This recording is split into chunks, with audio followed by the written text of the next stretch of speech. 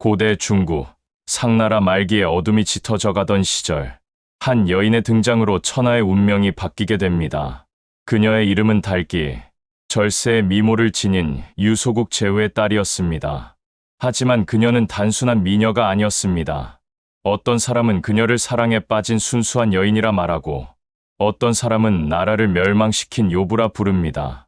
또 다른 전설에서는 그녀가 구미호 요괴에 빙의된 초자연적 존재라고 전해지기도 합니다. 과연 달기의 정체는 무엇이었을까요? 사랑 때문에 모든 것을 잃은 여인인가? 아니면 의도적으로 왕조를 파멸시킨 악녀인가? 오늘 역사 속 가장 논란이 많은 여인, 달기의 진실한 이야기를 파헤쳐 보겠습니다. 사기부터 봉신연애까지 수많은 기록에 남겨진 그녀의 흔적을 따라가며 3000년 전 그 격동의 시대로 떠나보겠습니다. 사랑과 권력, 음모와 배신이 얽힌 달기의 이야기가 지금 시작됩니다. 달기는 유소국의 제후였던 소호의 딸로 태어났는데 그녀의 미모는 천하에 소문이 자자할 정도였다고 전해집니다. 상나라 마지막 왕인 주왕이 천하를 호령하며 권세를 누리고 있던 어느 날, 유소국이 조공을 바치지 않는다는 이유로 주왕은 대군을 이끌고 유소국을 정벌하러 나섰습니다. 유소국은 상나라의 막강한 군사력 앞에 속수무책이었고, 소호는 나라의 멸망을 막기 위해 고심하던 중 한 가지 묘책을 떠올렸습니다. 그것은 바로 절세미인인 자신의 딸 달기를 이용하여 주왕의 마음을 사로잡는 것이었습니다. 소호는 달기에게 나라를 구하기 위해 주왕에게 바쳐질 수밖에 없다고 설득했고, 달기는 부친의 뜻을 받아들였습니다. 주왕이 유소국의 성 앞에 진을 치고 공격을 준비하고 있을 때, 소호는 성문을 열고 나와 항복을 청하며 동시에 자신의 딸 달기를 바치겠다고 제안했습니다. 처음에 주왕은 이를 대수롭지 않게 여겼지만, 달기가 그의 앞에 모습을 드러내는 순간 천지가 뒤바뀔 듯한 충격을 받았습니다. 달기의 아름다움은 마치 신선이 인간 세상에 내려온 것 같았고, 그녀의 눈빛 하나하나, 미소 하나하나가 주왕의 마음을 완전히 사로잡았습니다. 주왕은 그 순간 전쟁을 멈추고 달기를 자신의 왕비로 맞아들이기로 결심했으며, 유소국에 대한 공격을 중단하고 달기와 함께 상나라로 돌아갔습니다. 궁에 도착한 달기는 주왕의 총애를 독차지했고, 주왕은 그녀를 위해 온갖 사치와 향락을 일삼기 시작했으며, 정사는 뒷전으로 밀려났고 백성들의 고통은 안중에도 없어졌습니다. 일부 기록에서는 달기가 단순히 아름다운 여인이 아니라 구미호의 정령이 씌워진 존재로 묘사되기도 하는데, 이는 그녀의 초자연적인 미모와 주왕을 홀린 신비로운 힘을 설명하려는 후대의 해석으로 여겨집니다. 어찌되었든 달기와 주왕의 운명적인 만남은 상나라의 멸망을 재촉하는 결정적인 사건이 되었고, 이후 달기는 주왕을 조종하여 온갖 악정을 펼치게 하면서 천하의 원성을 사게 되었으며, 마침내 주나라 무왕이 목야에서 상군을 크게 물리치고 상나라가 멸망할 때까지 주왕 곁에서 그를 현혹하며 나라를 망하게 하는 역할을 했다고 전해집니다.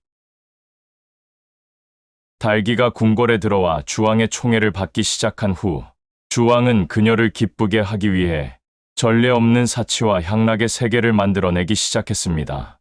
달기는 평범한 궁중 생활에 만족하지 않았고, 주왕에게 더욱 새롭고 자극적인 즐거움을 요구했는데, 이에 주왕은 천하의 재물을 긁어모아 상상을 초월하는 향락의 궁전을 건설하기로 결심했습니다. 그리하여 탄생한 것이 바로 주지웅림이었는데, 이는 술의 연못과 고기로 이루어진 숲이라는 뜻으로 문자 그대로 술을 담은 거대한 연못을 파고 그 주변에 온갖 진미와 고기들을 나무에 매달아 숲을 이룬 환상적인 놀이터였습니다. 주왕은 달기의 환심을 사기 위해 수천 명의 장인들을 동원하여 거대한 연못을 파괴했고, 그 연못에는 천하에서 가장 좋은 술들을 부어넣어 마치 호수와 같은 술의 바다를 만들었으며, 연못 주변에는 수많은 나무들을 심고 그 가지마다 온갖 진귀한 고기와 과일들을 매달아 놓았습니다.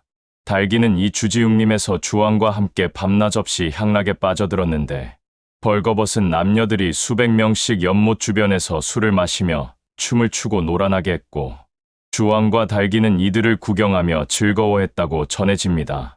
특히 달기는 이러한 방탕한 놀이를 보며 웃음을 터뜨리는 것을 좋아했고, 주왕은 그녀의 웃음소리를 듣기 위해 더욱 기괴하고 자극적인 놀이들을 고안해냈으며, 때로는 남녀들이 술에 취해 연못에 빠져 죽는 것조차 구경거리로 삼았습니다.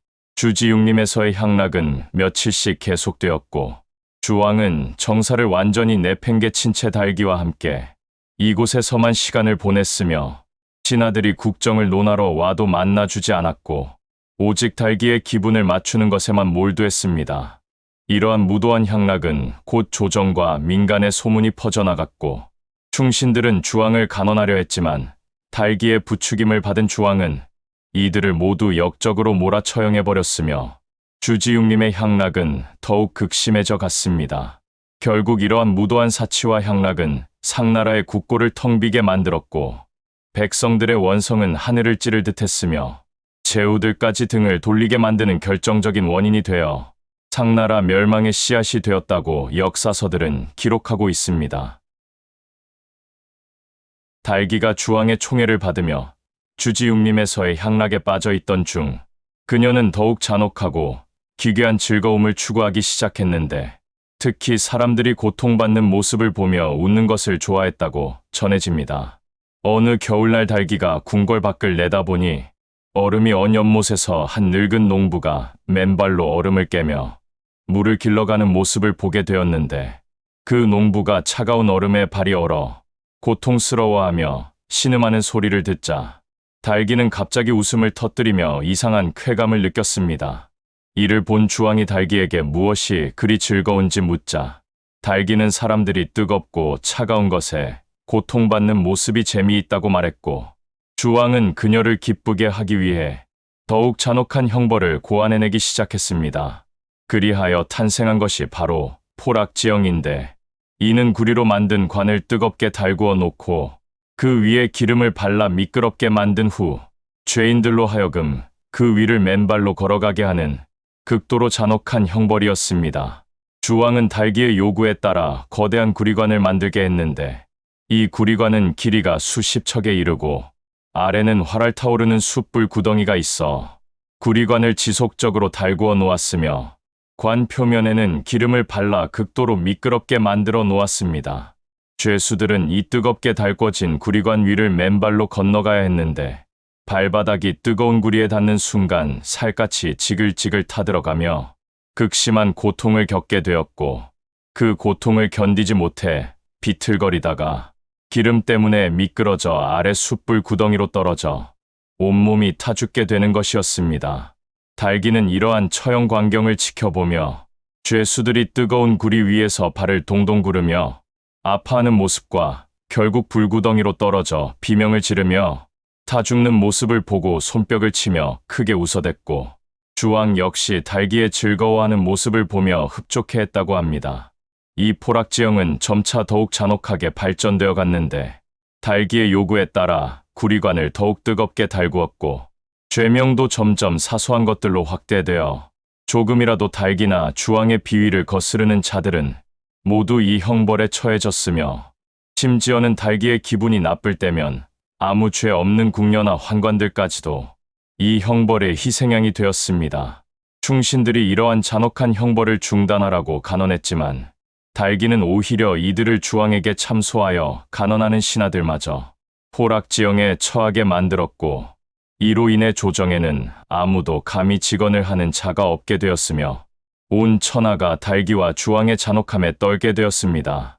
결국 이러한 포락지형으로 대표되는 달기의 잔혹함과 주왕의 폭정은 상나라에 대한 민심을 완전히 돌아서게 만들었고, 제후들과 백성들이 모두 상나라를 배반하게 되는 결정적인 계기가 되어 훗날 주나라 무왕의 정벌에 대한 명분을 제공하게 되었다고 사서들은 기록하고 있습니다. 달기가 주왕을 홀려 포락지형과 같은 잔혹한 형벌을 일삼으며 상나라를 어지럽히고 있을 때, 조정에는 아직 충성심과 의기를 잃지 않은 몇몇 충신들이 남아있었는데, 그 중에서도 비가는 주왕의 숙부로서 왕실의 어른이자 가장 존경받는 신하였습니다.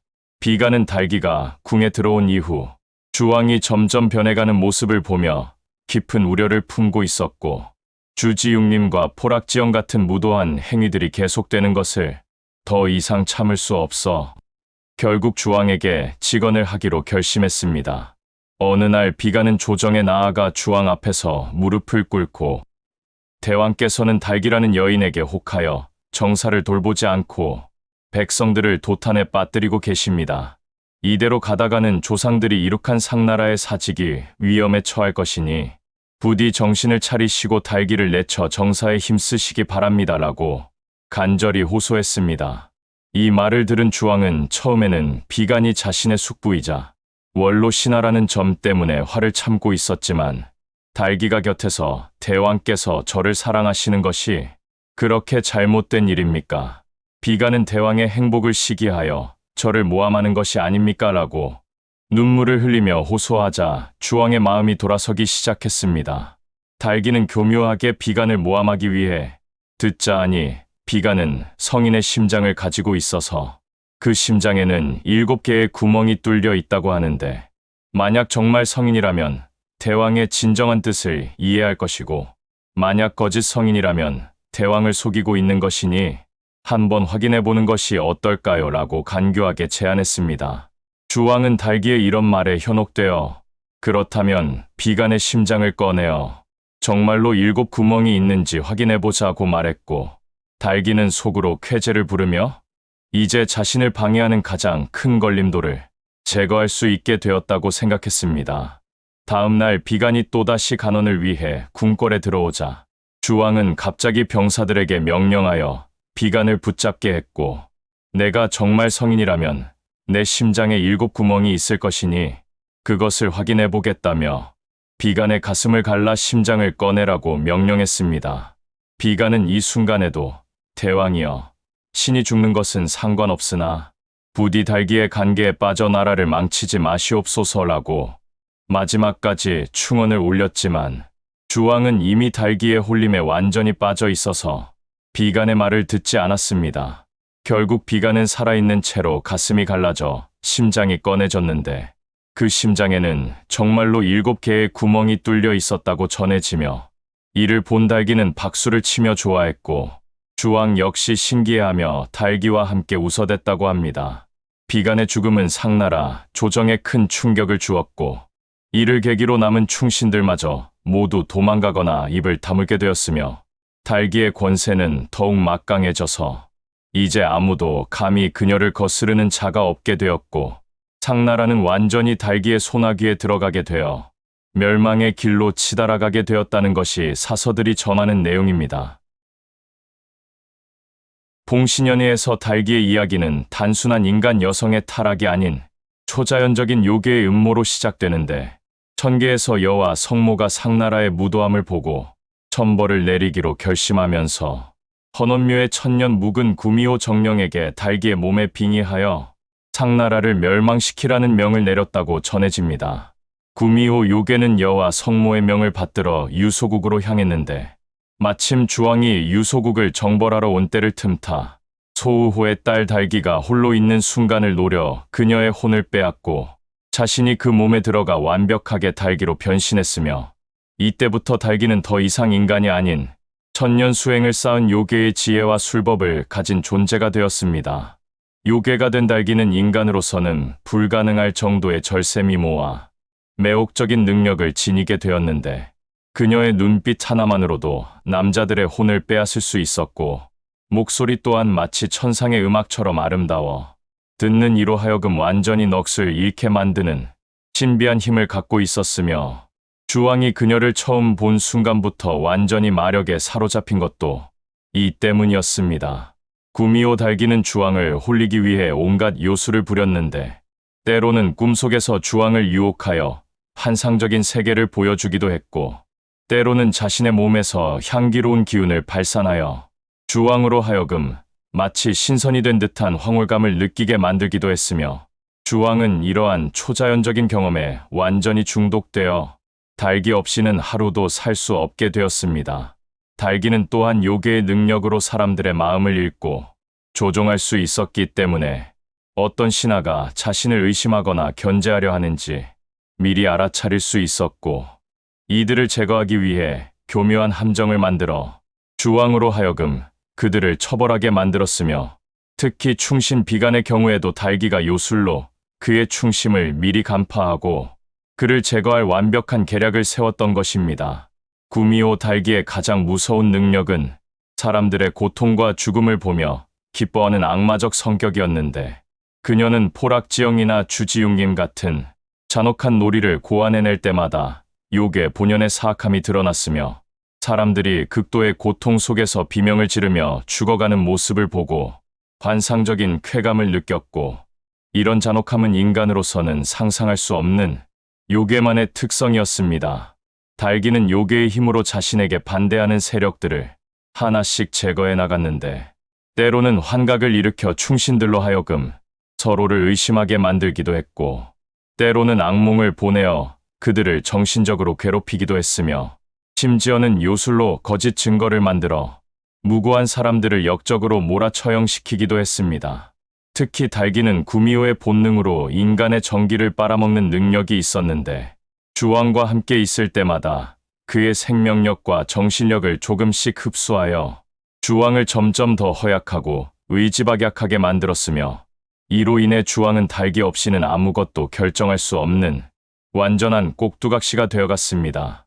달기의 요괴적 본성은 그녀가 상나라를 멸망시키기 위해 체계적이고 치밀한 계획을 세웠다는 점에서도 드러나는데, 단순히 개인적 욕망이나 복수가 아니라 1000개의 명을 받아 한 왕조 전체를 파멸시키려는 거대한 음모였기 때문에 그녀의 모든 행동에는 초자연적인 예지력과 계획성이 담겨 있었고, 인간으로서는 도저히 생각해낼 수 없는 악랄하고 정교한 수법들이 동원되었습니다.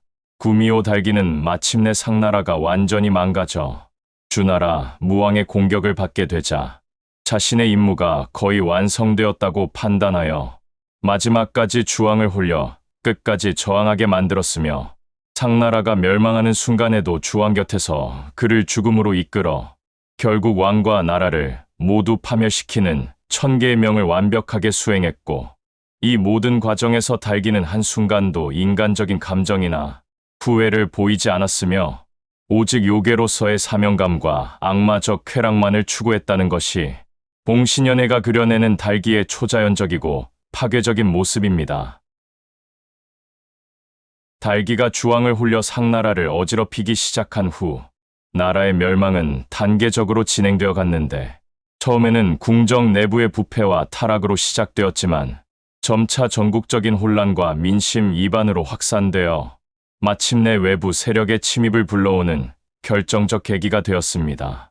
달기의 부추김으로 주왕이 주지웅님과 포락지영 같은 무도한 향락과 잔혹한 형벌에 빠져 있는 동안 상나라의 국정은 완전히 마비되었고, 달기의 비위를 맞추는 간신들만이 조정을 장악하게 되면서 충신들은 모두 죽임을 당하거나 도망가 버렸으며, 이로 인해 나라를 이끌어갈 현명한 지도층이 완전히 사라져버렸습니다.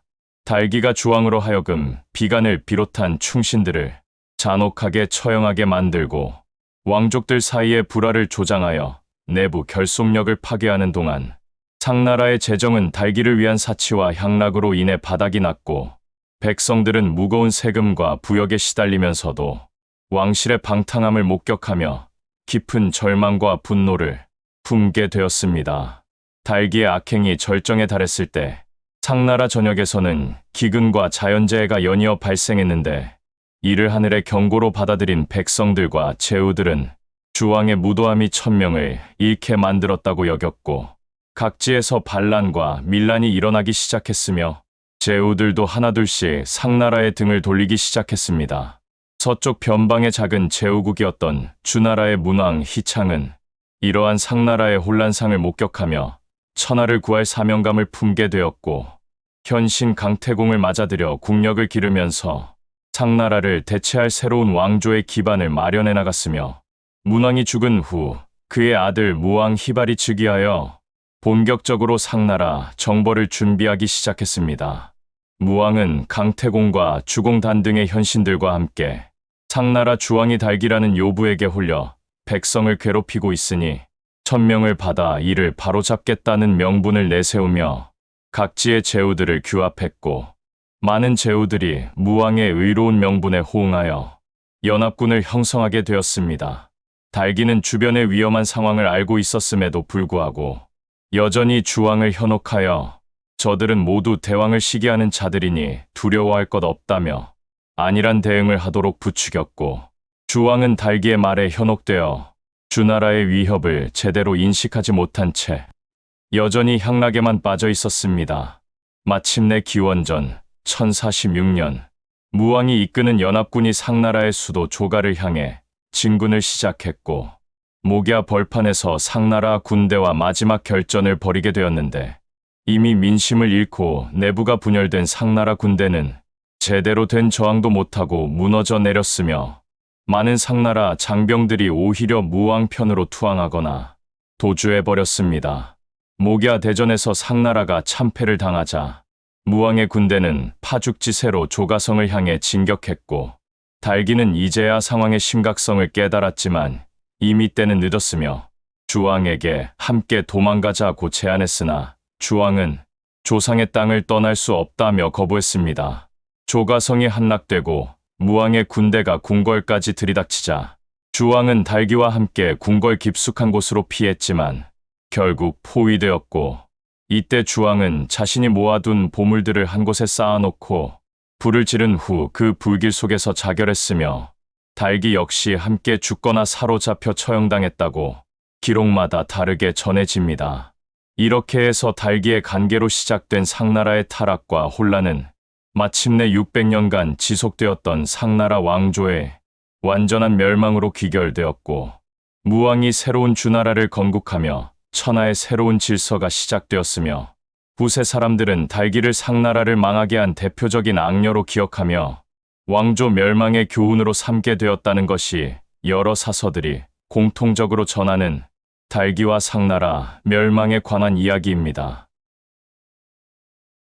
상나라가 주나라 무왕의 대군에 의해 목야 전투에서 참패를 당하고 조가성이 함락 위기에 처했을 때 달기는 여전히 주왕 곁에서 그를 홀리며 현실을 직시하지 못하게 만들고 있었는데 성 밖에서는 주군의 함성이 울려 퍼지고 있음에도 불구하고 달기는 주왕에게 이는 일시적인 시련일 뿐이니 걱정하지 마십시오. 대왕의 위험 앞에서 저들은 곧 무릎을 꿇게 될 것입니다라고 속삭이며 마지막까지 그를 현혹시켰습니다. 조가성의 성문이 뚫리고 주군이 궁궐로 몰려들어오자 주왕은 마침내 모든 것이 끝났음을 깨달았지만 달기는 여전히 대왕과 함께라면 저는 어디든 따라가겠습니다. 죽음도 두렵지 않습니다라며 주왕에게 매달렸고 주왕은 달기와 함께 궁궐 깊숙한 곳으로 피신하여 마지막 저항을 시도했습니다.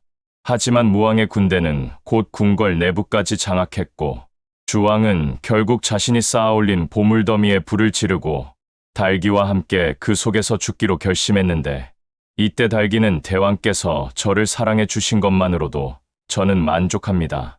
함께 죽을 수 있어서 오히려 영광입니다라며 주왕을 끌어안고 함께 화염 속으로 뛰어들었다고 일부 기록에서는 전하고 있습니다.